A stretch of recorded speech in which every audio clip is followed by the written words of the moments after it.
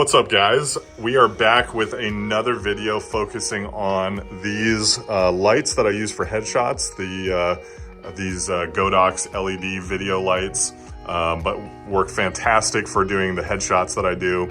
So the last time we did the video just showing you how I set these up and how I position them for headshots, but I thought it would be really useful to have an actual person in front of the light so you can see what the lighting looks like and how I position the person relative to the light. So we got Sam in here helping us today. Thanks for being here, Sam, and Levi's over here assisting as well. And so what we're gonna do, I've got the floor taped off so my client knows where to stand. So I'm gonna have Sam come and stand with her toes just behind the blue tape so you can see already how close she is to the lights, okay? And so we're gonna start looking at how we need to position these lights relative to my client. One of the things you'll be able to see in the good footage that I'm cutting to is you'll see Sam there in the lights, and Sam, normally, take a tiny step that way. Yeah, so normally people come in, they kind of stand in the middle of the tape, and they're kind of out, just kind of in the middle of the lights. But what I wanna do is try to get the lights as dialed in as I possibly can, because that's what gets the really, really nice lighting on people's faces. So what I'm gonna have Sam do is I want her to take a little tiny step to the right and get her as close to that vertical key light as possible. So Sam's already done this today, so she kind of knows what to do. But maybe Sam just a tiny smidgen more to the right, just a touch. Yeah, so see how close she is to that light. So now what that's gonna allow me to do is bring the top vertical light down. So this light, the top of the triangle, the Peter Hurley triangle, we wanna bring it down until we can see it in the frame. Come and have a little look here. So see, if you point right there at the lights, Levi, it looks like, oh, the top of her head's gonna get cut off, but if you look in the camera, it's still got a ways to go before we get there. So we're making a very tight triangle is what we're doing. And to our eyes, it looks like, how are we gonna get a headshot through that triangle? But in the camera, yeah, now we're getting a nice tight triangle there. And then if I kind of pan the camera down like this, hang on a sec, if I pan the camera down a little bit, you can see that the bottom light, it's not even close to being in the frame. So I can bring this back up, get this locked in, and then I can bring that bottom light up quite a bit as well. Levi, let me know when it starts getting in the frame. In the frame. Okay, then drop it. Yep. Out of frame now? You're good now. Okay. Good. Yeah, so if you point the iPhone there, look how tight that triangle is, right? But man, the lighting on Sam's face looks amazing. Now, it's really important when you are positioning your client relative to these lights that you have them just a little bit behind the point of convergence.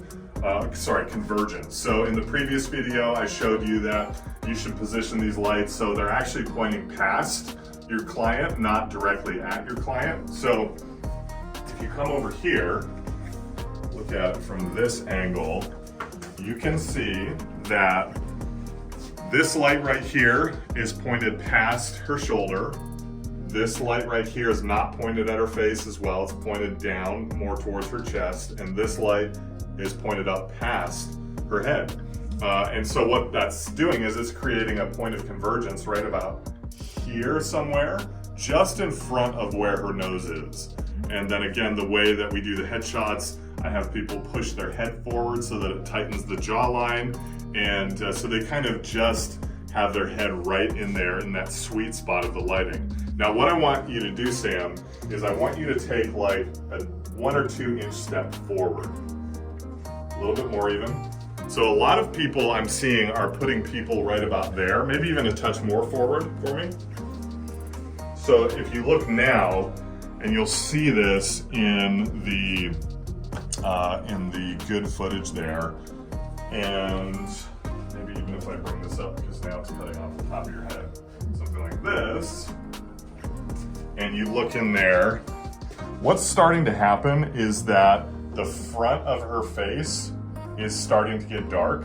The sides of her head are starting to get really bright, and her eyes are also getting really dark. So what's happened is she came too close, I put her too close, and now she's in front of the convergence point of the light. So now you're losing that great lighting on her face, and it's hitting the sides of her head and the top of her head more, and her eyes are starting to get dark. And now take that like 2-inch step backwards, Sam. Yeah, right about like that. Maybe just point it that way. Yeah, so now what we're seeing is the front of her face is correctly exposed. Her eyes are nice and bright in comparison to her skin, and you start to get that nice fall off towards the back of her head instead of having like her ears and the side of her head be really, really bright. And of course, if I bring this back down to where it was before, like this, that helps that even more by just getting that really, and we can go even just a little bit more than that. There. And again, if we point the iPhone at the triangle there, it's a really tight triangle. It really, really gets the eyes sparkling, the front of the face lit up really nicely, and creates that really nice depth and fall off towards the back of the head. So that's how you do it. That's how you get that really nice Peter Hurley style lighting with this lighting setup. It's really, really hyper specific. Inches matter with this setup. And if this light is too high, if they're not close enough to this light, if they're too close to the lights, things like that, you're going to start to see weird things happen. Their eyes are going to get dark, or it's not going to have that really, really nice highlights on the front of the face and then fall off towards the back of the face. So hope you enjoyed that. Feel free to drop any comments down below, and I'd love to answer any questions that you might have about this lighting setup. And definitely, if you are interested in learning more about how to do headshots, check out headshotcrew.com. Fantastic resource for learning about how to do professional headshots. And if you're interested in getting headshots done by me, check out toptierheadshots.com, and I'd be happy to talk with you about that. Thanks, guys. Have a great day. Hit like and subscribe, and I will see you next time.